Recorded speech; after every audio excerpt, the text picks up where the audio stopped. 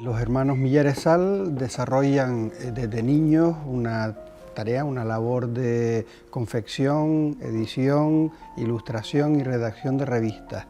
Esto hace que ellos, a lo largo de su vida, pues siempre estén muy ligados a lo que es todo el proceso de la elaboración de las publicaciones. No se quedan solo en el contenido, sino también en la forma. Y esto entre ellos pues produce varias cosas. Por un lado, pues una cierta competitividad para ver quién lo hace de una forma más atractiva y con mejor composición, pero también en el contenido pues hay sus diferentes discrepancias, ¿no? Llega un momento en el que con la publicación del Hombre de la Pipa pues se introduce en la solapa de la portada de la revista Planas de Poesía un texto de Josep Renaud, que era un reconocido comunista, en el que hacía una durísima crítica respecto al arte abstracto, ¿no? Entonces ahí se produce una ruptura, un cisma entre los hermanos, porque mientras unos siguen manteniendo su compromiso social y político con el Partido Comunista, Manolo pues era mucho más comprometido con las nuevas formas de creación artística, sobre todo con el arte abstracto.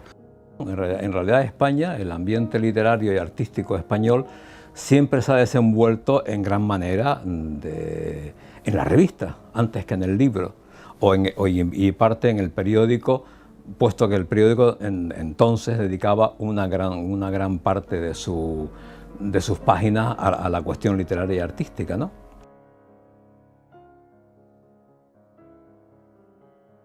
Ideológicamente nosotros estábamos afectados, ¿no? Pero no hasta el punto de abandonar de quiénes éramos. Nos teníamos una conciencia más clara. No solo era buscar el éxito, ¿no? Sino realizarnos y formar parte de la gran tribu, como decíamos nosotros en el mundo, ¿no?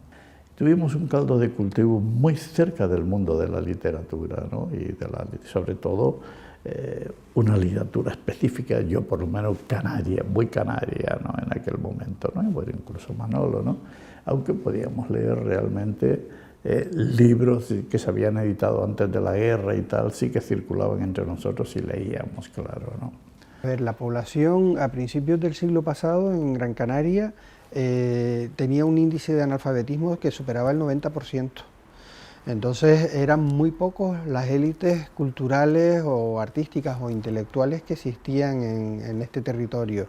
La República intentó llevar la enseñanza a todos los rincones y a toda la sociedad, pero fue abortada pues a los pocos años de comenzar, ¿no? La República duró 4 años apenas y no dio tiempo a generalizar o extender la educación básica. El leer, escribir y las matemáticas no llegaba a la gente, y entonces la diferencia entre los estamentos de la sociedad era enorme, ¿no? Él vivió en un ambiente de autodidactismo, o sea, cuando ellos son pequeños, su padre, que era catedrático de Filosofía y Letras, es depurado por el franquismo, por una persecución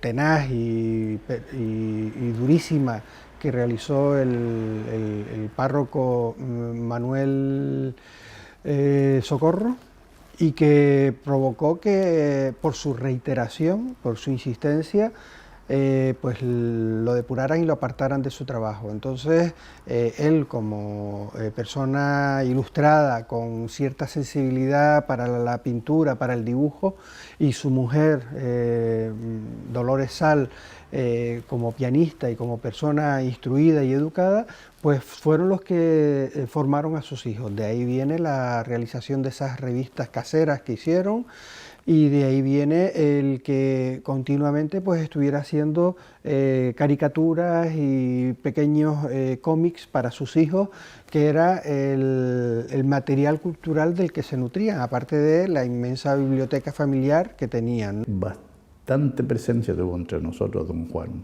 el padre de Manolo, ¿no? Él realmente era un gran animador para nosotros y le gustaba mucho escucharnos, y no solo eso, sino que nos enseñaba. Él era un pedagogo maravilloso, ¿no? Y tenía unas grandes dotes y una gran facultad y una paciencia infinita, ¿no? Para enseñarnos, ¿no?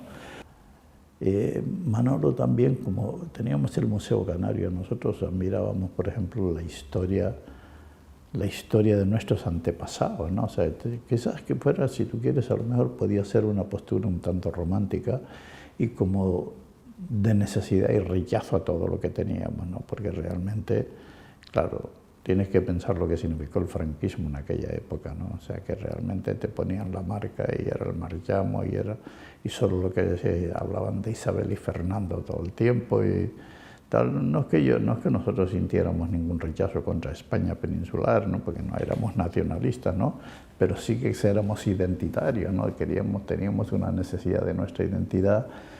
Y eso sí que lo discutíamos, sobre todo Manolo y yo, que fuimos los que Manolo hizo las pintaderas, hizo también las pictografías, ¿no? Claro, en el caso de las publicaciones literarias, la mayoría de las veces, ¿no? Tenían mucho que ver con estas agrupaciones que hacía Manolo, ¿no? Pero era un grupo que también a su vez exponía arte, había todo un grupo alrededor, era todo un mundo alrededor de eso, de crear la cohesión entre los pocos artistas que existían, y esto creó un clima interesante en aquel momento, ¿no? Ellos estaban muy solos, muy aislados, no quiero decir, pero tenían una gran presencia cultural, eso es cierto. Eran pocos números, pocos ejemplares los que editaban. Hay que pensar, por ejemplo, la colección para 30 bibliófilos, ¿no?, de Juan Manuel Trujillo, era para 30 personas. Es que eso no tenía circulación alguna. Entonces, claro, cuadernillos que se editaban a lo mejor 100, 200 números, 200 ejemplares, ellos sabían que iba a quedar entre los amigos, que ya era gente de izquierda, que eso no iba a tener trascendencia, ¿no? Y eso permitió antologías cercadas y permitió planas de poesía. La revista Planas de Poesía estaba financiada y fue posible gracias al apoyo de varias personas, entre ellos Rafael Roca y Manuel Trujillo, y era gracias a que había una colaboración del Partido Comunista en la clandestinidad para que se pudiera desarrollar ese tipo de publicaciones. La única revista que yo le veía un atisbo ideológico hasta cierto punto contrario, entre comillas, al régimen, es a Sansofé. José Carlos Mauricio logró convertir al semanario Sansofé en una plataforma que prácticamente fue el órgano del Partido Comunista en Canarias. Tal es así que tengo demostrado que cuando aparece Sansofé, el número de publicaciones clandestinas, vamos, la edición del periódico El Obrero, que era y Tierra Canaria, que eran los órganos del Partido Comunista en aquella época, luego el Verdad, que era el órgano de las juventudes, la edición de la prensa clandestina prácticamente decae hasta casi desaparecer, porque teníamos Sansofé. Manolo era un simpatizante o un defensor de las libertades en todos los aspectos. Era anticlerical, pero como lo eran todos sus hermanos, porque desde su bisabuelo Agustín Millares Torres, la relación de la Iglesia con la familia Millares siempre fue de persecución, porque era una familia que practicaba el libre pensamiento. Su bisabuelo Agustín Millares Torres, de forma casual, paseando por la calle, se encontró con un carretero que llevaba un montón de legajos en un carro y le preguntó qué era aquello y a dónde lo iba a llevar. Y resulta que eran los archivos de la Inquisición y que le pagaban, no sé si era un duro de la época, para tirarlo todo a la marea. Y él le ofreció la misma cantidad y le dijo, ahora lo llevas a mi casa. Y gracias a eso, los archivos de la Inquisición están aquí conservados en el Museo Canario. Bueno, en la familia Millares siempre ha existido un anticlericalismo subyacente, ¿no? Bueno, subyacente y explícito. Yo diría que mi tatarabuelo Agustín Millares Torres, el historiador, periodista, músico, etcétera, novelista, era un hombre profundamente anticlerical. Al mismo tiempo participaba de un deísmo, una religión muy racionalista, muy propia de la herencia de la Ilustración. Pero el ambiente anticlerical, considerar las calamidades que ocasionó la Iglesia, más allá incluso de la Inquisición, a la cultura española, pues es una idea que está presente en toda la heterodoxia española, en la tradición krausista, y eso siempre se ha respirado en mi casa, ¿no? Por lo menos hasta el Vaticano II. Empezaron a cambiar lentamente las cosas, algunas cosas, otras no. Hay una serie de dibujos verdaderamente escatológicos de curas que hace Manolo y que muestran con toda su crudeza el asco, la repugnancia, no a la religión o a la fe, sino a esos personajes que dentro de cualquier sistema o organización pues no actúan con los principios o los fundamentos de esa doctrina o esa fe, sino por sus intereses personales.